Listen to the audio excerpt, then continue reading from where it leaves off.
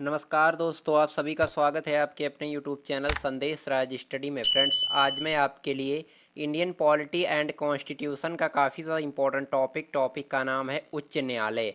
ये काफ़ी ज़्यादा इंपॉर्टेंट टॉपिक रहता है आपके किसी भी गवर्नमेंट एग्ज़ाम के लिए। यहाँ से आपके एग्ज़ाम में 1 से 2 क्वेश्चन अवश्य पूछे जाते हैं, चाहे आप किसी भी गवर्नमेंट एग्ज़ाम की तैयारी कर रहे हो। फ्रेंड्स, मैंने आपके लिए सभी क्वेश्चन सेलेक्टेड और इम्पोर्टेंट लिए हैं। अगर आप किसी भी गवर्नमेंट एग्ज़ाम की तैयारी कर रहे हो फ्रेंड्स, ये वीडियो आपके लिए काफ़ी ज़्यादा यूज़फुल रहने वाली है। फ्रेंड्स, मेरी कोशिश रहेगी कि आपको 10 मिनट शो में जो है पूरा उच्च न्यायालय जो है फिनिश कर दूं। इसमें मैंने आपके लिए 50 क्वेश्चन सेलेक्ट किए हैं। अगर आप ये 50 क्वेश्चन कंप्लीट देख लेते हैं तो आपका जो उच्च न्यायालय से एक भी क्वेश्चन जो है एग्ज़ाम से बाहर नहीं जाएगा। शर्त बस इतनी है कि आपको कॉपी पेन के साथ में जो है मेरे साथ में बैठना है और इस वीडियो को स्टार्टिंग से एंड तक फुल वॉच करना है, ताकि यहाँ से एक भी क्वेश्चन जो है आप एग्ज़ाम में छोड़ कर ना आए। तो चलिए स्टार्ट कर लेते हैं बिना किसी देरी के। उससे पहले मेरी छोटी सी रिक्वेस्ट रहेगी आपसे, अभी तक आपने मेरे चैनल को सब्सक्राइब नहीं किया है तो कर लीजिएगा, साथ ही साथ बेल आइकन जरूर प्रेस कर लीजिएगा ताकि हमारी कोई वीडियो आपसे मिस ना होने पाए। स्टार्ट करेंगे पहले क्वेश्चन से। पहला क्वेश्चन हमारा बनता है, भारत में कुल कितने उच्च न्यायालय हैं? तो आपको याद रखना है 25, यानी कि 25। भारत में कुल 25 उच्च न्यायालय हैं, ये आपको याद रखना इंपॉर्टेंट क्वेश्चन रहेगा आपके एग्ज़ाम के लिए। अगला क्वेश्चन देखेंगे फ्रेंड्स, भारत के किस उच्च न्यायालय में न्यायाधीशों की संख्या सबसे कम है? राइट आंसर हो जाएगा सिक्किम उच्च न्यायालय में।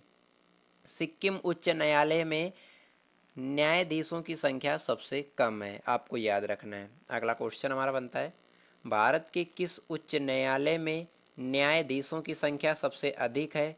आपको याद रखना है इलाहाबाद उच्च न्यायालय में सबसे अधिक जो है न्यायाधीश उपस्थित रहते हैं हमेशा। ये आपको याद रखना है, इंपॉर्टेंट क्वेश्चन रहेगा आपके एग्ज़ाम के लिए, जरूर से कंप्लीट कर लीजिएगा।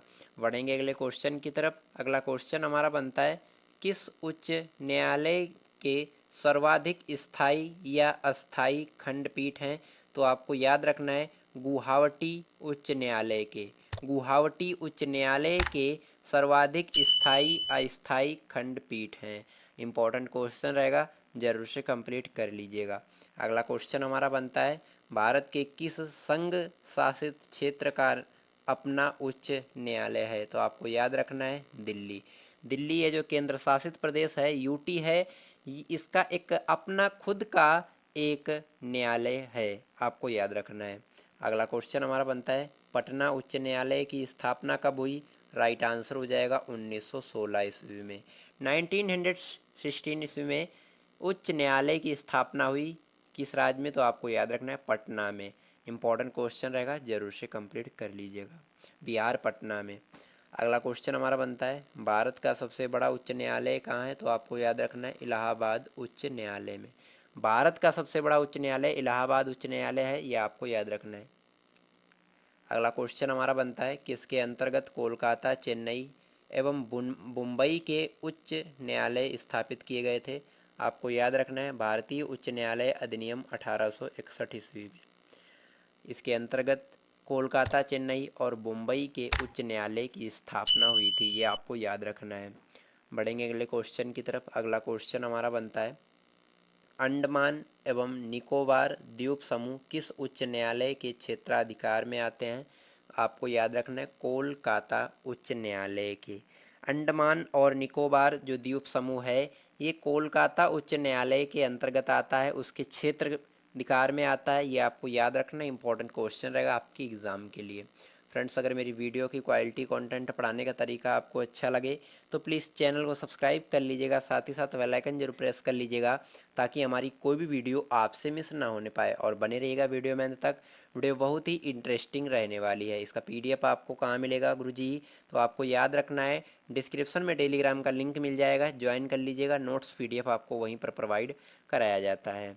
अगला क्वेश्चन देखेंगे, छत्तीसगढ़ उच्च न्यायालय कहाँ स्थित है? तो आपको याद रखना है बिलासपुर में। छत्तीसगढ़ उच्च न्यायालय जो है ये बिलासपुर में स्थित है। अगला क्वेश्चन देखेंगे, उत्तराखंड उच्च न्यायालय की स्थापना कहाँ की गई? आपको याद रखना है नैनीताल में। नैनीताल में उत्तराखंड उच्च न्यायालय की स्थापना हुई है, ये आपको याद रखना है। अगला क्वेश्चन देखेंगे फ्रेंड्स, झारखंड उच्च न्यायालय की स्थापना कहाँ की गई? राइट आंसर हो जाएगा रांची में। झारखंड उच्च न्यायालय की जो स्थापना है वो कहाँ हुई? आपको याद रखना है रांची में। अगला क्वेश्चन देखेंगे, मध्य प्रदेश उच्च न्यायालय कहाँ स्थित है? आपको याद रखना है जबलपुर में। जबलपुर में मध्य प्रदेश उच्च न्यायालय स्थित है। अगला क्वेश्चन देखेंगे, केरल का उच्च न्यायालय कहाँ स्थित है? आपको याद रखना है एर्नाकुलम में। एर्नाकुलम में केरल का उच्च न्यायालय स्थित है। इंपॉर्टेंट क्वेश्चन रहेगा, जरूर से कंप्लीट कर लीजिएगा। अगला क्वेश्चन देखेंगे, काफ़ी ज़्यादा इंपॉर्टेंट क्वेश्चन रहेगा आपके एग्जाम के लिए। उच्च न्यायालय के न्यायाधीश पद पर नियुक्ति होने वाले प्रथम महिला कौन थी? आपको याद रखना है अन्ना चांडी। अन्ना चांडी जो हैं ये उच्च न्यायालय के न्यायाधीश पद पर नियुक्ति होने वाली प्रथम महिला बनी थी, ये आपको याद रखना है। अगला क्वेश्चन हमारा बनता है, उच्च न्यायालय के मुख्य न्यायाधीश पद पर नियुक्ति होने वाले प्रथम महिला कौन है? तो आपको याद रखना है लीला सेठ। उच्च न्यायालय के मुख्य न्यायाधीश पद पर नियुक्ति होने वाली पहली महिला जो है कौन है? लीला सेठ हैं, ये आपको याद रखना है। इंपॉर्टेंट क्वेश्चन रहेगा, जरूर से कंप्लीट कर लीजिएगा। अगला क्वेश्चन देखेंगे फ्रेंड्स, काफ़ी ज़्यादा इंपॉर्टेंट क्वेश्चन रहेगा। दो या दो से अधिक राज्यों का संघीय प्रदेश के लिए एक सामान्य उच्च न्यायालय की स्थापना किसके द्वारा की जा सकती है? राइट आंसर हो जाएगा संसद द्वारा कानून बनाकर। दो या दो से अधिक राज्यों का संघीय प्रदेश के लिए एक सामान्य उच्च न्यायालय की जो स्थापना है वो संसद द्वारा कानून बनाकर की जा सकती है, ये आपको याद रखना है। अगला क्वेश्चन हमारा बनता है, उच्च न्यायालय के क्षेत्राधिकार को घटाने या बढ़ाने का अधिकार किसे है? तो आपको याद रखना है संसद को, ये आपको याद रखना है। उच्च न्यायालय के क्षेत्राधिकार को घटाने या बढ़ाने का अधिकार जो है संसद को है। अगला क्वेश्चन देखेंगे, उच्च न्यायालय के मुख्य न्यायाधीश की नियुक्ति कौन करता है? राइट आंसर हो जाएगा राष्ट्रपति, जिसे कि प्रेसिडेंट कहते हैं। राष्ट्रपति को अंग्रेजी में प्रेसिडेंट कहते हैं और उपराष्ट्रपति को वाइस प्रेसिडेंट कहते हैं, ये आपको याद रखना है। अगला क्वेश्चन देखेंगे, किसी न्यायाधीश को एक उच्च न्यायालय से दूसरे में स्थानांतरित करने का अधिकार किसको है? आपको याद रखना है भारत के राष्ट्रपति यानी कि इंडिया के जो प्रेसिडेंट हैं इनको न्यायाधीश, किसी भी न्यायाधीश को एक न्यायालय से दूसरे न्यायालय में स्थानांतरित करने का अधिकार प्राप्त होता है ओनली फॉर भारत के राष्ट्रपति यानी कि इंडिया के जो प्रेसिडेंट हैं उनको।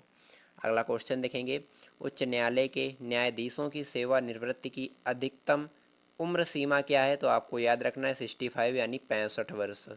उच्च न्यायालय के जो न्यायाधीश की सेवानिवृत्ति की जो अधिकतम उम्र सीमा है वो 65 वर्ष है, ये आपको याद रखना है। इंपॉर्टेंट क्वेश्चन रहेगा आपके एग्जाम के लिए।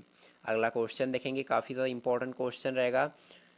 उच्च न्यायालय के मुख्य न्यायाधीश तथा अन्य न्यायाधीश को प्रतिमाह क्रमशः कितना वेतन मिलता है? आपको याद रखना है 2.5 लाख रुपए से लेकर 2,25,000 रुपये तक। 2,50,000 से लेकर 2,25,000 तक मुख्य न्यायाधीश तथा अन्य न्यायाधीशों को प्रतिमाह क्रमशः वेतन जो है मिलता है, ये आपको याद रखना है। इंपॉर्टेंट क्वेश्चन रहेगा आपके एग्जाम के लिए और पूछा जाता है, आपके गवर्नमेंट एग्जाम में पूछा जाता है। अभी हाल ही में जो है, हाल ही में परीक्षाएं होने वाली, अभी 6 तारीख को जो है पेट का पेपर लगा हुआ है। इन सभी परीक्षाओं में ये क्वेश्चन देखने को मिलेंगे आपको, तो इस वीडियो को जो है कंप्लीट देखना है आपको अंत तक। और इस वीडियो को देखने के बाद आपको अपने दोस्तों को भी शेयर करना है और फैमिली मेम्बर्स में भी शेयर करना है, ताकि कोई भी स्टूडेंट्स जो है तैयारी कर रहा हो किसी भी गवर्नमेंट एग्ज़ाम की, तो वो इस वीडियो का हिस्सा बन सके और यहाँ से जो है अधिकतम अंक प्राप्त कर सके। अगला क्वेश्चन हमारा बनता है, किसी राज्य के उच्च न्यायालय के न्यायाधीशों के वेतन तथा भत्ते कौन सी निधि पर भरित होते हैं? तो आपको याद रखना है संबंधित राज्य की संचित निधि पर, यह आपको याद रखना है। जो उच्च न्यायालय के न्यायाधीशों के वेतन भत्ते जो हैं ये संबंधित राज्य की संचित निधि पर जो है भारित होते हैं, ये आपको याद रखना है। अगला क्वेश्चन हमारा बनता है, उच्च न्यायालय के न्यायाधीश किस आयु तक अपना पद धारण कर सकते हैं? आपको याद रखना है 62 यानी 62 वर्ष तक। 62 वर्ष तक जो है न्यायालय के मुख्य न्यायाधीश जो है अपना पद धारण कर सकते हैं। अगला क्वेश्चन देखेंगे, उच्च न्यायालय को किसका अरीक्षण करने का अधिकार है? आपको याद रखना है अधीनस्थ न्यायालय का अरीक्षण करने का अधिकार है। अगला क्वेश्चन देखेंगे, भारत के कितने उच्च न्यायालयों की अधिकारिता में से अधिक राज्य हैं? तो आपको याद रखना है संघ राज्य क्षेत्र शामिल नहीं है इसमें, और राज्यों की संख्या 3 है, ये आपको याद रखना है। जो भारत के कितने उच्च न्यायालय की अधिकारिता में से 3 राज्य हैं, इसमें संघ यानी केंद्र शासित प्रदेश नहीं है, ये आपको याद रखना है। इंपॉर्टेंट क्वेश्चन रहेगा आपके एग्जाम के लिए। अगला क्वेश्चन देखेंगे फ्रेंड्स, काफ़ी ज़्यादा इंपॉर्टेंट क्वेश्चन रहेगा। सबसे पहले किस उच्च न्यायालय ने घोषणा की कि बंद असंवैधानिक हैं? तो आपको याद रखना है केरल राज्य सरकार ने। अगला क्वेश्चन, उच्च न्यायालय का न्यायाधीश बनने हेतु उम्मीदवार द्वारा किसी उच्च न्यायालय में 10 वर्ष तक अधिवक्ता के रूप में कार्य किया, यानी कि अगर आपको उच्च न्यायालय का न्यायाधीश बनने हेतु उम्मीदवार द्वारा जो है क्या करना होगा, आप पहले 10 साल तक न्यायालय में यानी कि कोर्ट में 10 साल तक वकालत जो है करने के बाद ही आप उच्च न्यायालय के न्यायाधीश बन सकते हैं, ये आपको याद रखना है। काफ़ी ज़्यादा इंपॉर्टेंट क्वेश्चन रहेगा आपके एग्ज़ाम के लिए। फ्रेंड्स, मैंने यहाँ पे आपको उच्च न्यायालय से रिलेटेड 50 क्वेश्चन करवाए हैं जो कि आपके किसी भी गवर्नमेंट एग्ज़ाम के से रिलेटेड थे। अगर आपने इस वीडियो को कंप्लीट पूरा देख लिया तो उसके लिए धन्यवाद, क्योंकि अगर इस वीडियो को आपने कंप्लीट देख लिया तो यहाँ से आपके 1 से 2 क्वेश्चन डन मानिए एग्ज़ाम में डायरेक्ट क्वेश्चन आपको इस वीडियो से देखने को मिल जाएंगे। वीडियो पसंद आई है तो लाइक कर दीजिएगा, चैनल पर नए हैं तो सब्सक्राइब कर लीजिएगा, साथ ही साथ बेल आइकन जरूर प्रेस कर लीजिएगा ताकि हमारी कोई भी वीडियो आपसे मिस ना होने पाए।